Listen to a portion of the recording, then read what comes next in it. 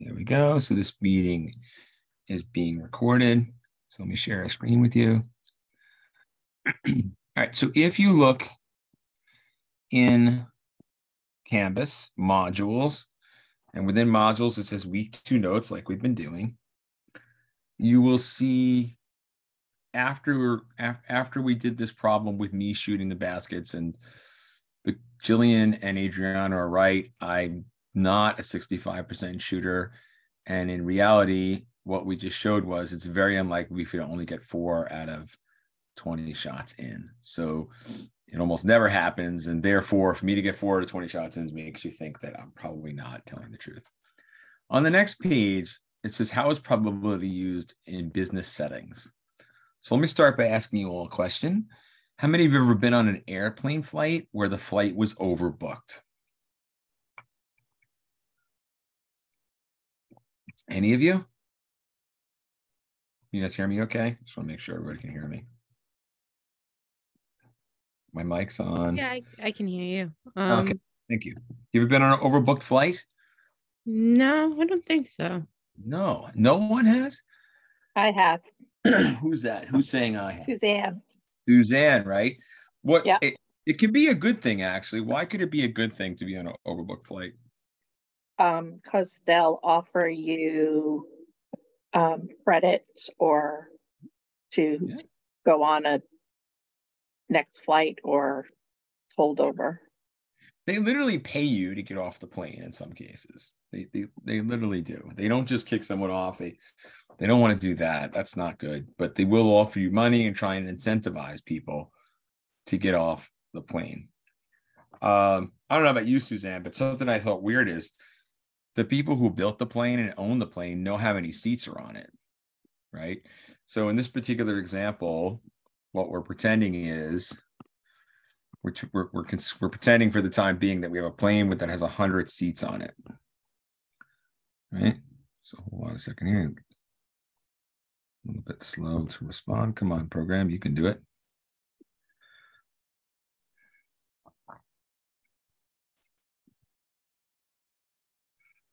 Okay, so you'll notice this plane, they mentioned this plane has 100 seats, right? So they're telling us that. Well, there we go. So you can see it right here. There's the 100. And the table shows the probability of the number of people who show up. So the first thing that seems strange to me is, how is it even possible? Okay. How is it even possible that 101 people show up if there's only 100 seats on the plane? How's it possible that 100? You don't know?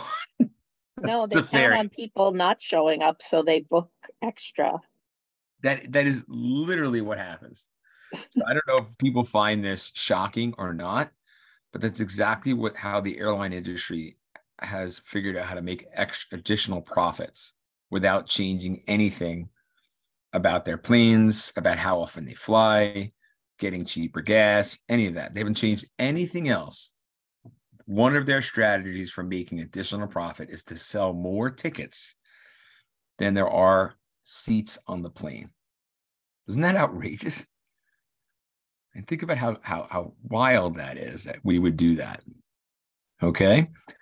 So let's talk about that for a minute. Right? What do you think of this probability? 0.56%, which is really the decimal 0.005. Sorry about that. 0.0056. Do you, as a class, think that probability is small, big? What do you think? Any comments? You should know that's an incredibly small probability. So if something had this probability, we would say it's very unlikely to occur. Okay, so since it's so unlikely to occur, do you think it's a good idea to sell an extra ticket to this airplane? What do you guys think?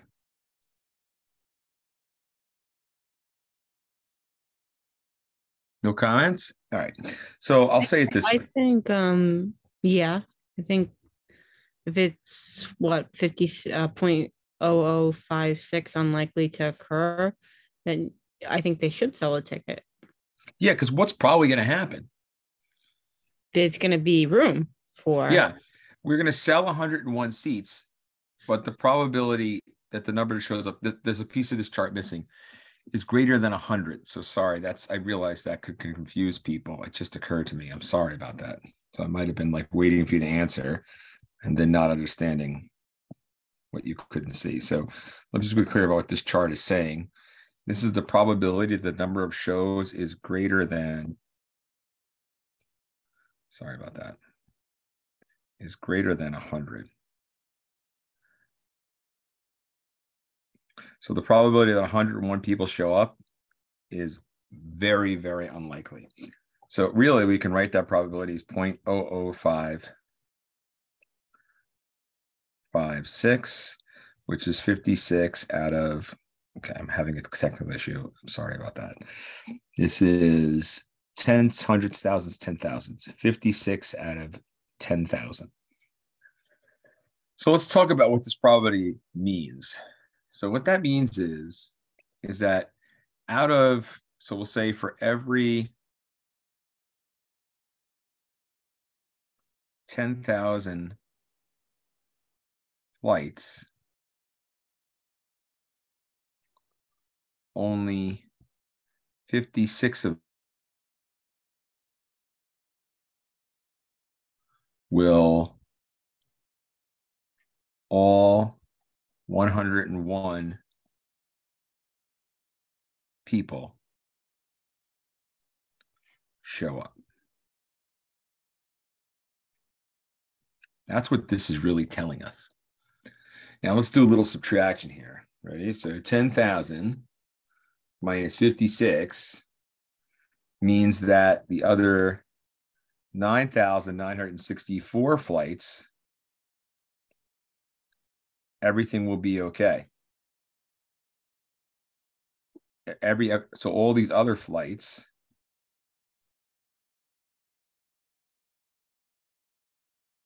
only 100 or less show up. So I'm going to tell you, I mean, I don't think of myself as being that old, but what I will say is that in my lifetime, this is something that changed. When I was younger, like a kid, it wasn't a thing that airlines were overbooked. So this is something that was discovered, let's say about 35 years ago, where all the airlines started to do this. They would sell more tickets than there were seats, and they would be betting that people wouldn't show up. Now, the only thing wrong with this really is that when 101 people do show up, which can happen, the airline's going to lose money on that. They're going to have to give those people at least a free ticket and give them some money back potentially. So if you say, so let's pretend, let's do a little math here and pretend something's happened. So let's say that the ticket price was $300. That's what the ticket price, correct? And we're going to sell 101 tickets per flight. So little mathematics, right? 300 times 101 is 30,300, correct? And what we know is for approximately 9,964 flights, we're going to sell 101 tickets, but 100 or less are going to show up. We're not going to give away anything extra. We're not going to give away anything. So I'm going to multiply this 30,300 by 9,944. I said 64, but I meant 44. So 3 times 9,944. Let's delete that. And I am getting a really big number. So they're going to collect, ready for this? If an airline had 9,000 something flights over the course of a few years, they would collect 301,303,200. That's how much they would collect from those 9,944 flights. Okay. Now, there's 56 flights where they're going to have to give something back, right? So let's talk about that for a minute. For those 56 flights, and who was saying this? Was this Suzanne? Were you the one who was telling me that you got bumped from a flight or it was overbooked? Yeah. Do you remember? Let me ask you a couple questions. Do you remember what they offered you to get off? Do you happen to remember that or no? Yeah, they offered you plane tickets. They offered you additional so they tickets. might have, right. So it's sort of interesting when they do that, right? So they're offering you like another trip for free, really. So let's say you bought your tickets for $300 and they offer you something else. So they say to you, okay, we're going to offer you some kind of free trip. And let's say they're being super generous. And let's say the offer they give you is worth $500, right? So in a sense, they kind of have to do this because they have to offer you something which is more than what you spent. Because most people like, listen, I already spent the $300. I want my flight. I need to get where I'm going, that kind of thing. If you want me to get off this flight, you're going to have to give me something better. So this sounds like a pretty generous offer. They're going to offer $500 back. So let's talk about what they'll collect on these flights. So on these flights, what's going to happen is this. They've sold all these 56 flights, right? They collected 56, right? Times $300. That's how much money they collected. So 56 times $300. So that's $16,800. But they're going to have to give back, right? So on these 56 flights, that's what they've collected, but they're going to give back. Let's think about that for a minute. Hold on. I got to be careful here, right? There's 100 seats on the plane. So, okay, so we won't do this. They're going to have to, it's not they're going to collect. Sorry. Yeah, they're going to do that. Why am I making an error here? 56 times 300. That in reality, for those 56 times, those 56 flights, on each of those flights, they got to give back. I made a small error before. I left something out. And I think my computer glitching is distracting me a little bit, and I'm sorry. So let me just be clear about this from before. They're going to sell $30,300. That's how much they're going to collect per flight because there's 100 seats, but they're selling 101 seats per flight, right? Now, most of the time, they're going to get to keep all this money. They're going to keep this extra $300 and just collect it. So after 9,000 and something flights, 9,044 flights, they would collect that much money. And that's all that money they would collect. However, on 56 flights, they would lose. Let me think about this for a minute. I think I left off another number here because this is 9,000 flights times 100 tickets per flight. I left that off. So there's 2 more zeros on here. That's crazy. Okay. So let me do it a different way, just to be clear. Let's do it this way. 9,944 out of 10,000 times, they'll get to keep $30,300 that they collected from each of those flights. But there's another 56 out of 10,000 times where they're not going to get the full 30,300. They're going to have to give back $500. So they're only going to collect $29,800. I think this is a better way to do it than the other way I was doing it. The numbers are just silly to look at. So let's pause for a second and make sure you understand what I'm saying. This is the likelihood that at least one person doesn't show up and I get to keep the money from this extra ticket I sold. And then occasionally, because of what I said earlier, Suzanne, for them to offer you a prize to like get off this plane, to give up your seat, since they're inconveniencing you, we're suggesting they're going to have to give you $500 to get you off the plane that you paid $300 to get on. So what I'm suggesting is, in that case, what would happen is you would have sold 101 tickets. So you would have collected $30,300 for that flight, but you're only going to keep, as an airline, $29,800,000 of it, because you have to give back this $500 prize to those people so that you can get them off the plane. Okay. So now what I'm going to do is figure out what's going to happen here. So I'm going to multiply these things and add them together. So here we go. I'm going to do 9944 divided by 10,000 times 30300. And then to that, I'm going to add 56 divided by 10,000 times 29,800. And I end up getting this number, $30,297.20 per flight. So this represents how much money the airline's going to collect per flight if they sold the tickets for 10,000 flights. So remember, this is for 10,000 flights. So on average, they're earning an extra $297.20 per flight. Every airline flight that they've ever had now is making them an extra $297.20 times 10,000. So hold on a minute here, ready? And then times 10,000 is an extra almost $3 million in profit over the course of those 10,000 flights that they'll collect. And they've done nothing other than sell an extra ticket per flight, which is really pretty amazing, actually. So I'll just say this as people who work in business or whatever it is, that things that you're planning on doing.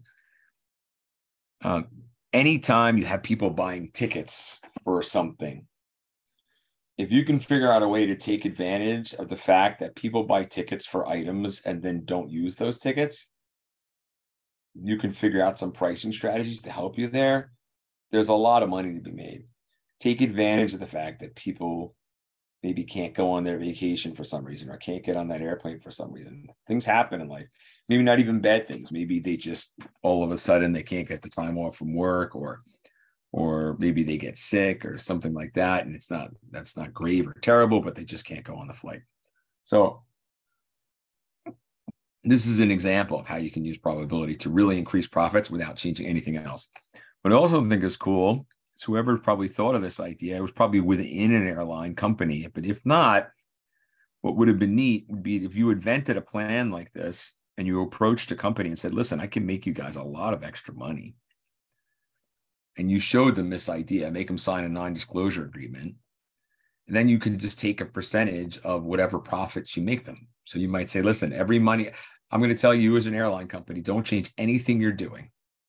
Do everything the same. Use the same pilots, use the same planes, use the same stewardesses, use the same food service. Don't change a thing. Just sell an extra ticket for every flight that you have. And you're going to make almost an extra $3 million over the next 10,000 flights. And I want a third of that. That's my fee for finding this money for you. You didn't even know you had it. It's pretty wild. William, you're an accountant, correct? Or you're working as to become an accountant? Is that right? Yeah, I'm currently a staff accountant right now. A staff accountant. Okay. Yeah, like a junior accountant. So what kind of work do you do? You do tax returns? You do tax returns. Tomorrow I'm going to a little client in Jersey for an audit. I see. Okay, things like that. Yeah. All right. Like Are you familiar with this idea of expected value? Have you seen mathematics like this before or no? Man, not really. I mean, I really haven't dealt with any numbers like that. No problem. Anyway, it's just something for you to consider. I don't know. Does anyone have any questions about this example? Yes, no, maybe. Okay. All right. No problem. So I just figured I'd ask. So let's go into back into Canvas, and I want to show you a couple more probability ideas before our night is over. So let's take a look at a couple more things. So just give it a second to load here.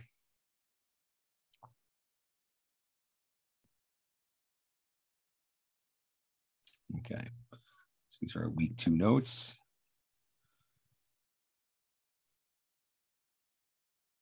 I don't know. I find that idea we just talked about, for me personally, I find that really interesting because I just think I can't say I've really given a lot of thought to looking for industries where we could use that idea, but it's just so cool to me that you have just pure mathematics and probability can get extra profit for everybody, right? It's sort of like, to a certain extent, it's sort of like a way to reward, and people sometimes just don't show up for things someone else could get on that plane. So it's sort of an interesting thing. You might think it's manipulative too. There's other people who would say, that's really a manipulative plan. Some people might not like that. They're like, wait a second, if someone paid for a seat, it doesn't matter if they show up or not. It's their seat because they paid for it. Like, so someone might have that attitude and say, you shouldn't initiate a plan like you're describing. I don't know. Any opinions? Adriana, what do you think? Is that an okay way to make money, or you think it's unethical? No comment? What do you think? No judgment from me, by the way. I don't know what the answer is.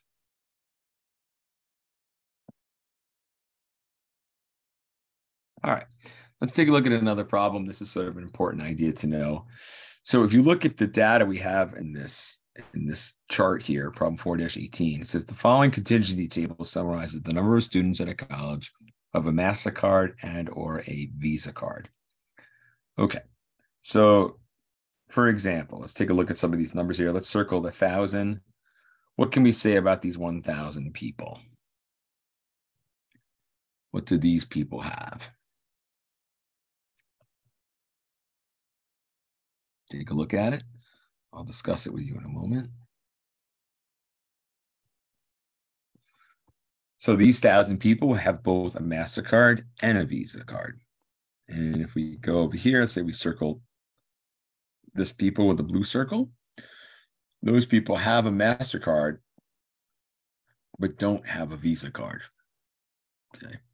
And then finally, if we look at the total of that row, right, that number there, that 2,500, represents the total number of people who have MasterCards. And so when you look at this table, there's 2 variables. Do you have a Visa card or not? That's one variable. The other variable is, do you have a MasterCard or not? And so a question we could ask is, do you think there's a relationship between having a Visa card and having a MasterCard? Right, let's look at some of the other data points here. These 3,000 people have Visa but don't have MasterCard.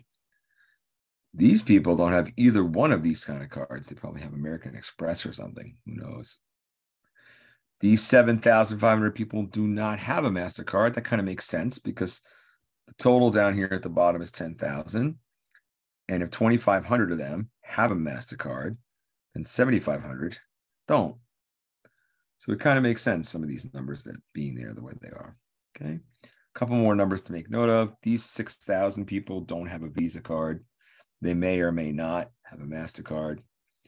This thing here, these 4,000 people have a Visa card, but they may or may not have a MasterCard. Okay. So this kind of information is called categorical data. This is not something we measure. For example, like we measure someone's height. That's a quantitative data point. How tall is somebody or not? Just how tall are you? 5'5", 5'6", whatever. How old are you? You have an age, 30, 35, 50, whatever it may be. But in this case, if I ask you if you have a MasterCard, you don't say, 7 or 12. You don't respond with a number. You just say yes or no. So when you're talking about yes or no answers to questions, those are categorical variables. What group do you fit in? That's what it's asking. All right, let's look at part A. Find the proportion of MasterCard holders who have Visa cards. Right. Interpret this proportion as a conditional probability. So let's talk about what that means. So what I want you to notice, key part of this sentence here, this first part right here. Find the proportion of MasterCard holders who have Visa cards. So the way this is worded, when it says find proportion of MasterCard holders, that part of the sentence is telling us we're only looking at the MasterCard holders. So we're only looking at this first row. That's all we're looking at. Out of the MasterCard holders, what's the proportion who have a Visa card? So you can see that here. There's 2,500 MasterCard holders, and out of them, 1,000 have Visa cards. And if you divide that, I think you'll get 0.4. Okay. All right. So when you do this, right, when you decide to restrict yourself to just one categorical variable, in this case, we only looked at the people who have a MasterCard, that is called a conditional probability, and there's notation for it. So here's how you write it. You write probability, Visa card, vertical line, MasterCard equals 0.4. In other words, this thing in the middle means such that. Sometimes instead of saying the words such that, you say the word given. That's what you do. Such that or given. Okay. So that's what we have here. Just want to double check one thing. Just bear with me for 1 second. Stop. Yes. Okay. Just wanted to make sure I was recording this. I forgot if I started it or not. Okay. Good. Okay, so that's just called conditional probability. Now, with conditional probability, there is a formula for that. I just want to show you what it looks like. Conditional probability formula looks like this. Probability of V given M. That's how you read that. Probability of Visa given we know they have a MasterCard is the probability of Visa and MasterCard divided by the probability of MasterCard. So it turns out this is a very important probability formula that gets used a lot. Okay. So you can see on the graph, for example, Visa and MasterCard, there was 1,000 people. So there's the 1,000 on the top. And the MasterCard, if we say how many people who have MasterCard, is 2,500. And that's where those numbers come from. Okay, let's try a few more questions here. Oh, sorry about that. Hold on a minute. All right. Part B, find the proportion of Visa card holders who have MasterCards. So the second part of the question is about turning the probability around. Out of the Visa card holders, who has a MasterCard? So that means we're looking at this column. So the probability that you have a Visa, oh no, sorry, bear with me, that's an error. Probability that you have a MasterCard, given we know that you have a Visa card. And in this case, it's the probability of MasterCard and Visa over probability Visa this time. Now we're going to put probability Visa on the bottom. And that number, probability Visa on the bottom, is right here. It's 4,000. And MasterCard and Visa is right here. It's 1,000. So this probability becomes 1,000 out of 4,000, which is 0.25. Okay. Any questions or comments about that so far? No, we're good? Okay. So then the next thing you want to ask is, well, there's one more part of this. And this is a very common question when you have categorical data. So I can't even tell you how important this is. They want to know if these events are independent. Is the event having a MasterCard independent of the event having a Visa card? And so the question is, how do we test for independence? And here's how you do it. Two events are independent if the probability of having a Visa card equals the probability of having a Visa card given we know you have a MasterCard. So let's take a minute to think about that for a second. Probability of having a Visa card is equal to the probability that someone has a Visa card given we know they have a MasterCard. So in a sense, what you're trying to find out is, if we know someone has a MasterCard, does that change the likelihood that they also have a Visa card? And if those things are different, if having a MasterCard changes the probability of having a Visa card, then we say the events are dependent. All right, so let me pause for a minute. Do you have any questions for me about that?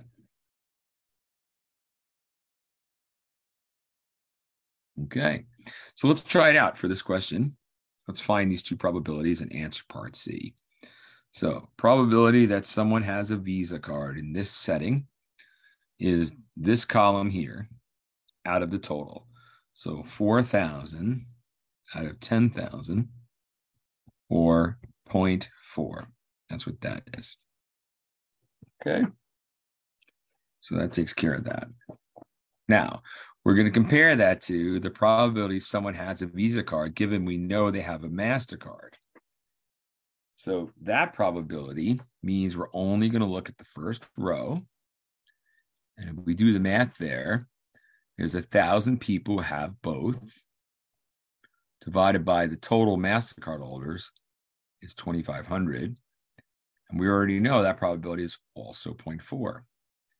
So we have to notice here is the probability someone overall has a Visa card is 40%. The probability that someone has a Visa card, given we know they have a MasterCard, is also 40%. So what this means is that even when we know someone has a MasterCard already, it does not change the probability that they had a Visa card. It's still a 40% chance. So therefore, the answer to this question here that we're looking at, we're asking if these events are independent, you would say yes. And you would say, because the probability someone has a Visa card doesn't change when we know the person already has a MasterCard. Okay, let's pause for a minute. Do you have any questions about that problem?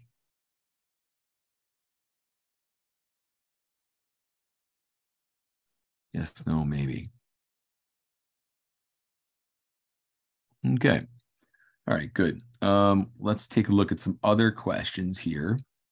So on that same page that we were looking at, let's go back over to that same page. You'll notice problem 1. It says sample space for 3 children, make a tree diagram. So we're going to need to talk about making tree diagrams now when it comes to probability. And make sure we understand that. So hold on a second.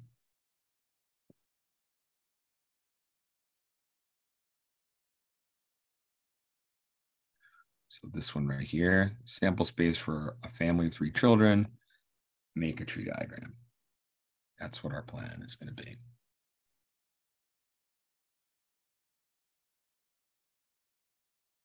Okay.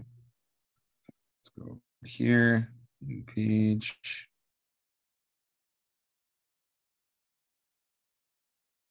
All right, so actually, let me just move this down a little bit. Hold on.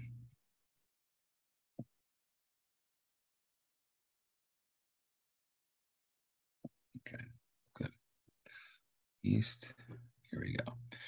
So the family is going to have 3 children. Draw a tree diagram to represent that. So here's how you do it. You think about the first child, and we have that first child. Now, this problem, just so we're clear, is an old question. It's actually in many old statistics textbooks, and it doesn't acknowledge any of the newer ideas about gender. So when this textbook was written, this is your textbook, that's where this problem came from. The authors only said things like males or females. Okay, so there's no discussion here about gender identity versus the body you were born with, that kind of thing. So in this case, what we're saying is it's just the baby's born with male genitalia or female genitalia. That's what this means. So his first child could be born one of these two ways. Second child afterwards, if your first child is male, the second child could be male or female. The first child is female, the second child could be male or female. And then we continue in that way. You can have male, female, male, female, male, female, male, female. And this tree diagram is supposed to represent sort of all the possibilities that can happen. For example, maybe this happens. All three children are born with a male genitalia. Maybe your first child is born with female, second male, third female. And so each of these branches, these paths you can follow, represent sort of different cases that can occur. Something like this. Okay. All righty. Any questions or comments about that? Yes, no, maybe. Okay, let's take a look at another one. So then lots of times there's other problems that they'll talk about, and it's really the same thing in disguise. So if you go in back in our notes here, hold on a second. Let me click on this. Let's go back down. Okay. So,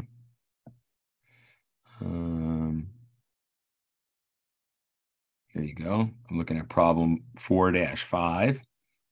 And this problem has to do with people purchasing cars. Let's take a look at that and see what we think.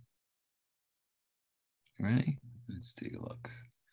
Bear with me for a second. All right, here we go. All right, let's do this. Hold on a minute.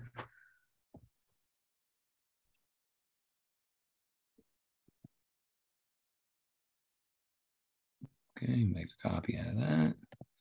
Let's go here and here. And here we go. I'll paste it. Give it a second.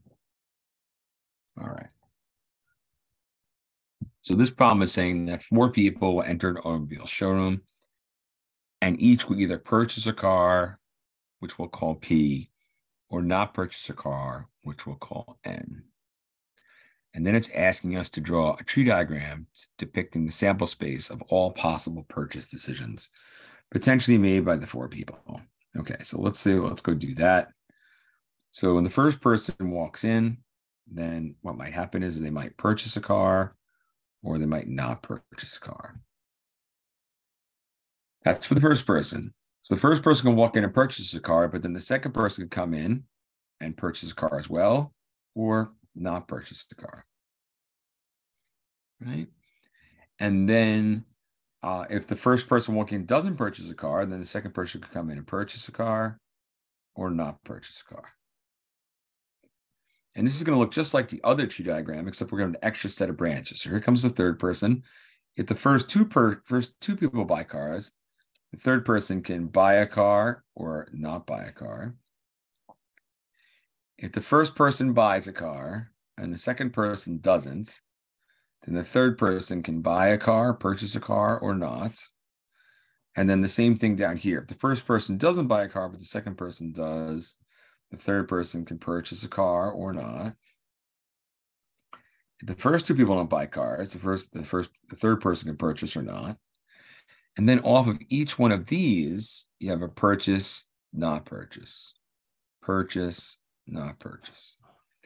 And so you end up with is 16 different paths, because you can go like this, you can go like that, and like that, and like Choose that color like this. That was weird. Wrong color. Sorry, I could do that. So what I'm saying here is that each of these little initial branches are four off of them, and you end up with 16 in total down the side here. That's what's happening. So what we need to do is sort of write them all down about what can occur. So let's do that. So here we go. Let's write them all out. We can have purchase, purchase, purchase, purchase. We can have purchase, purchase, purchase, don't purchase. We can have purchase, purchase, don't purchase, purchase. Right. And then there's still some more. We can have purchase, purchase, don't purchase, don't purchase. And then what you can do is just be clever about it. So like the next set of choices, what I'm going to do is I'm going to change all the things here in this second position. I'm going to change all of them to not purchase. So I can have, watch this, ready? Purchase, don't purchase, purchase, purchase, purchase, don't purchase, purchase, don't purchase, purchase, don't purchase, don't purchase, purchase, and purchase, don't purchase, don't. So what I did was, or I tried to do, this isn't necessarily clear here, hold on. I took this second column, this second row here, or second column, I should say, and I switched them all to not purchase. So now what I'm going to do this time, I'm going to take the first column and switch that. So, and I can do that one of two ways, you'll see. So I'm going to make this N, N, P, P, N, N, P, N, N, N, N, P, and N, N, N, N. And then lastly, the last thing I've done is just switch the first one, but not the second one. So I could have made this like N, P, P, P, N, P, P, N, N, P. Ooh, that's not, let me fix that, sorry. Again, hold on. Well, that's bad. All right, hold on. Let's erase this. Hold on. So I'm going to have, I wrote that wrong. This is going to be, I'm sorry. It's going to be N, P, N, P. And then lastly, you're going to have N, P, N, N. And what I tried to do, it got a little cramped at the end there. I've written down all 16 possibilities for these 4 customers. When you write out all the possibilities that can happen in a probability question, that has a name. We call that a sampling, I'm sorry, forgive me, we call that a sample space. And once you have a sample space, you can answer all kinds of probability questions. So let me show you. So here, for example, if you look at let's go back to my notes here, for example, I can ask the following. In part B, it says list the sample space, which we just did, and find the probability, or find the outcomes that correspond. So exactly 3 people will purchase a car. So let's look at that. Where are the situations where 3 people, right, purchase a car? That's what we're asking. So we can see that in the sample space, we need 3 P's. So there's one here, here, here, right? Right there. So 4 times I see 3 P's. So I can answer these kinds of questions. Let's look at another one. This one's a little trickier. 2 or few people purchase a car. So that means no P's, 1 P, or 2. No, 1, or 2. So no P's here. 1 P, 1 P, 1 P, 2 P's. 1, 2, 2, 2, and then 2, 2, 1. So we count up the greens now. You got 1, 2, 3, 4, 5, 6, 7, 8, 9, 10, 11. Looks like 11. I might be missing one. Maybe it's right. Okay, looks like there's 11.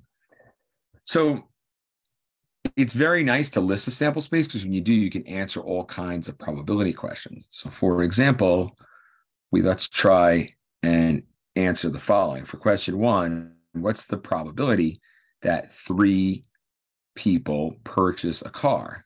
It's probably there's 3 P's. Well, we just count them up. We go here and we can see that there are 4 times when there's exactly 3 P's.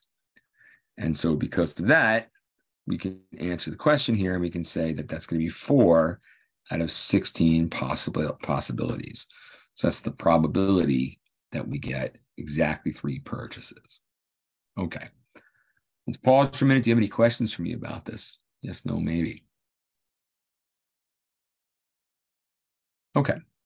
All right. So before you go, I'd like to take just a few more minutes and show you one more cool thing that I find interesting.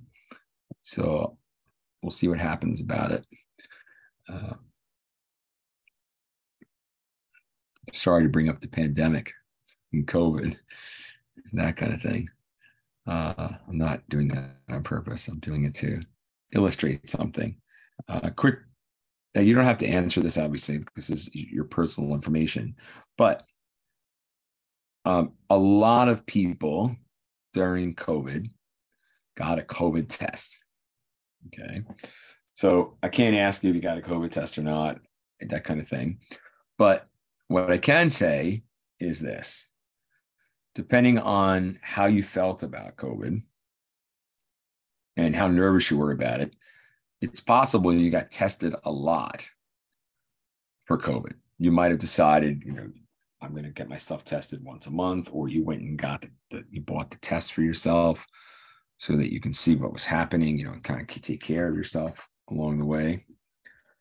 So what we're going to do is just look at an example, look through something related to COVID and testing and what this means for us.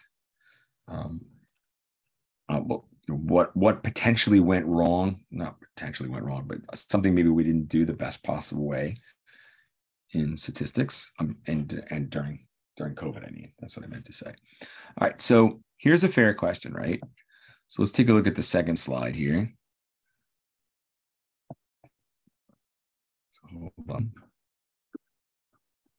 It's a little bit slow, so bear with me. I'm going to try doing this from my other machine. So hold on one second. All right, let me join in someplace else. Okay, and over here, meetings, here we go. Now, yeah. So this is the question that I'm asking today. I'm saying when it comes to COVID-19, should we have just tested everybody? That's what we're asking.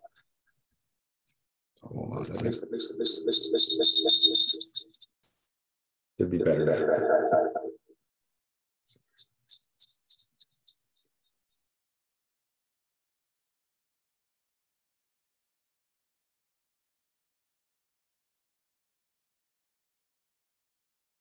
All right, let me know if you can hear me without an echo, please. Everything good? Yes. Good, thank you. All right, so this is the last thing I'm gonna talk to you about tonight. I'm gonna share a different screen with you though, because that screen is, we're just gonna do that. Okay, so here we go. Get ready. I'm gonna share a screen and you're gonna be able to see this COVID presentation that I have for you. Okay. Cancel that. Okay, so you guys should be able to see my screen all right. So let's just make this a little bit bigger. And let's look over here. Oh, there it is. Here we go. Ready? I don't even need to hide that. It's fine. Okay. So a fair question during COVID would be like, would it have been a good idea to just test everybody? And, if we were in class together, I might ask you this question dramatically and wait and see what you told me and that kind of thing. And so in order to understand why this, some people might be thinking, Dr. DeMarinis, why wouldn't you just test everybody? It was a disease. We didn't know anything about it. at the beginning of the pandemic, we were worried it could kill everyone. Why wouldn't you just test everybody? Why is that a bad idea? Even maybe it isn't a bad idea. You'll tell me at the end of this. So along the way, we're going to answer some questions. Like, I'm going to teach you some definitions. We're going to discuss conditional probability again. And then we're going to use something called Bayes' theorem. And then you'll see a spreadsheet we make. Okay. So here's a fair question. Are COVID tests perfect? So for example, during the pandemic, a lot of you probably heard that there were people walking around that were asymptomatic. And you might have said, okay, these people are testing positively for COVID, but they don't have any symptoms. So something you might have thought is, okay, well, those people, maybe they have COVID for whatever reason, it's just not making them sick. But maybe something you didn't think about is that they got something called a false positive. Have you anybody ever heard of that word before when it comes to testing? Yes. What does it mean?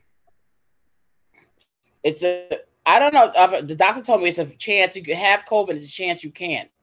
It's like 50-50 or one. So yeah, so it can vary quite a bit. So Regina, what could happen to you is this. Now, hypothetically, you could have gone and got a COVID test, and the doctor could have said, guess what, Regina, you tested positively. And if it was during the pandemic 2 years ago, you would have to quarantine. There was even some contact tracing going on. So you might have got a call from the CDC or someone else who's a contact tracer asking you who you came in contact with. And it was a big deal. You have to lock your house and yourself in the house for the weekend. But it is possible, Regina, that you didn't actually have COVID, even if you tested positively. So that's called a positive. Right. Yeah. Yeah. And so it turns out that really matters a lot. So when you go and get a test. Professor, you're saying that, I'm sorry, Professor, you're saying that they could have said positive for COVID, but you actually couldn't have had it. That's a possibility. Yeah. That's exactly right. So what happens is Regina, that's not how, we'll say it this way, that's not how people generally behave. When people find out that they test positively for COVID, they usually tell all their friends, I tested positively. I must have COVID. Some people say, I don't feel sick at all, right? But they still think they have COVID. I shouldn't say I know what everybody thinks, but anyway, that's the thing. So there's something called the sensitivity of a test. So when you ask how good a test is, sensitivity measures the proportion of actually positives that are correctly identified as such. Mm-hmm. So let me put this simpler. The percentage of sick people who are correctly identified as having a condition. So sensitivity means how well does the test detect COVID? So let's say we had someone, we knew the person had COVID, they had all the symptoms, they were very sick, and we gave them a COVID test. You would expect that COVID test to say, this person is positive. They definitely have COVID. So obviously you'd want sensitivity to be a high number. It should be able to detect COVID. There's a second thing that matters. And while I'm mentioning this, by the way, any one of you, if you went to your doctor and getting a test for anything, if you get, like a lot of people have been tested for flu lately, you can ask your doctor, what's the sensitivity and specificity of the test? I would love it if someone ends up in the doctor in the next 2 weeks, if they ask their doctor for these two numbers for whatever test they're getting, because you find it really interesting. And if you share the numbers with me, we'll do a calculation and we'll find something out. Specificity measures the proportion of actual negatives that are correctly identified as such. In other words, percentage of healthy people who get a negative test result. Okay, so that's what specificity is. Just a quick thing. Can you guys all see my screen okay? How about this? Can anyone not see it? Tell me if you can't see it. All right. So it turns out that for COVID tests, and this was 2 years ago now, that the sensitivity numbers were anywhere from 70% to in the 90s. And then specificity numbers were as low as 90, but up to upper 90s. Okay. So let's pretend we had a sensitivity. We're going to assume for our calculation today that the sensitivity of a COVID test is 95%. So what that means is if a person who's sick with COVID gets this test, there's a 95% chance that the test will say that they're positive. So I think that's pretty surprising, actually, because people don't think that way. People are like, wait, if I got a positive result, I must have it. And that's actually not true. The specificity, we're going to estimate at 93%. So that means if a healthy person walks into the office and they get tested, there's a 93% chance that they will get a negative test result, that the test will say, you're healthy, you don't have COVID, go home. Okay. What do you guys think about those probabilities? Do they sound pretty high or what? Should we feel good about them? That's what I want to answer today. Okay. Just so you know, I gave this talk at Brookhaven National Labs 2 summers ago. And while I was 3 summers ago now, I gave this talk. This was the presentation I used. I modified it slightly for you, but it was a talk I gave because it was a bunch of doctors there all talking about who we should test, who we shouldn't test, and all of that. At the end of that presentation, the doctors basically concluded that if someone comes in and they have symptoms and they have exposure, that exposed to someone who we know is COVID positive, and they have symptoms, then we should test them. If they haven't been exposed and they have those symptoms, we shouldn't be testing healthy people. That's what the doctors said. I thought that was pretty interesting because obviously every time I get a test to somebody, there was a company that made money. So that's another interesting business thing to consider. All right. So sensitivity and specificity are both examples of conditional probabilities. So here we are. The probability of a positive test result given you have COVID was 95%. That's the sensitivity. Here's a group that's a problem. These people are getting a negative result, but they actually have COVID. So these 5% of people are walking around spreading COVID, thinking that they're healthy. These people have a negative result and no COVID. That's the group that we all want to be in. We want to be healthy, and we don't want anyone telling us we have something wrong with us. This group's a little bit bad. I feel bad for these people. These people are healthy. Oops, sorry. These people are healthy. And even though they're healthy, they're being told they have a positive test result. So 7% of healthy people are being told they actually have COVID. Okay. Here's a picture of conditional probability. Conditional probability, what you're doing is you're taking the probability of A and B, and you can divide it 2 ways. So, for example, suppose that A is texting while driving and B has had a car accident. The probability of B given A, probability that you had an accident while you were given that you were texting, is the probability of A and B over the probability of A. But the probability, we turn it around and we say, what's the probability of A given B? In other words, texting while driving, given we know you had a car accident, probability is not the same. So the important idea there is that when you do conditional probabilities in the different order, you get different answers. So this probability is saying, what's the probability you had an accident given we saw you texting? That was 1/3. This is saying, what's the probability you were texting given we saw you had an accident? So we turn the probability around and we got a different answer. Okay. So here comes the fun part. When you go to a doctor, the question you really care about is this: how likely is it that a person who tests positive actually has COVID? You see, so, and this is the part that people are so surprised about, because when you go to the doctor and you test positively, you got a positive result, but you might be in this group, right? You might be one of these people. You might be a healthy person who's getting a positive result, or you might actually be someone with COVID who's getting a positive result. Like, how do we know what group you're in? And the answer is you don't. So we're going to find the probability that you have COVID given you had a positive test result. So there's one more thing I need to say to you. You need to understand something called the prevalence. Prevalence means the number of people who have COVID divided by the number of people in the population.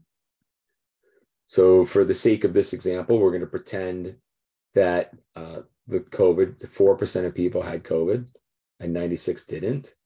And so here's your tree diagram.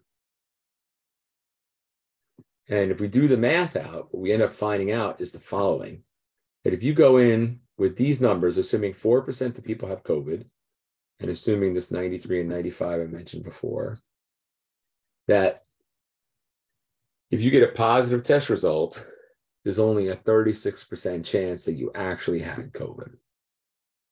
And that turns out to be a really surprising result. What that means is that there's a lot of people being told they have COVID who don't have it. Okay. So we'll stop there. That was the last thing I wanted to tell you. Okay. I will see you in 2 weeks. And it was a pleasure to spend time with you. You guys made it. It was a long, yeah. I'm sorry, Professor. If we need help with anything or we have questions, can we email you? Yeah, please do. Please email me. Yeah, and I usually get back within a day or two. Okay, I'm kind of stumped on some things. So, like I said, I'm gonna keep going over this. Is this putting them on the like I said, putting them in the spreadsheet? But I'm gonna practice because, like I said, you recorded this. I'm gonna keep going over it. Sure, you got it. No problem. What you can do is just send me a picture. Yeah, send me a picture of a problem that's bothering you. I'll write out a solution and send it back to you. Okay. Okay. I'm gonna probably get to, like I said, my dad died, so it's hard getting to the homework. You said Friday, right? Yes, ideally. But you'll let me know. We'll see what happens. Let me know what your schedule is. I can wait. I can certainly wait to the end of the weekend if you need me to. It's not a problem. Okay, thank you. Take care of your family. I understand. Okay, thank you. Okay, you're welcome. Have a great night, everybody. I'm gonna wave goodbye to you so you can see me like a real good night. Thank you. Bye, guys. Pleasure to see you tonight. Welcome. Bye, Professor. Bye-bye. Have a great night. Bye, Suzanne.